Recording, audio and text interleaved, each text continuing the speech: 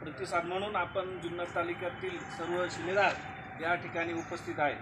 खरं तर सगळ्या शिलेदारांनी अतिशय आक्रमकपणे आपल्या भावना मांडलेल्या आहेत आणि यानंतरही आपले शिलेदार मांडणार आहेत। या निमित्ताने मला फक्त एकच सांगायचं आहे की राज्यभर अनेक संघटना आहेत, शिक्षकांच्या प्रश्नासाठी, शिक्षकांच्या हितासाठी, शिक्षकांच्या आर्थिक हित असतील सगळ्या गोष्टींसाठी लढणारे संघटना आहेत। परंतु आम्हाला मुलांसाठी वेळ द्या आणि मुलांना शिकू द्या ह्या प्रश्नासाठी लढणारी फक्त शिक्षक समितीच आहे आणि या समितीचा मी शिलेदार असल्याचा मला सार्थ अभिमान आहे।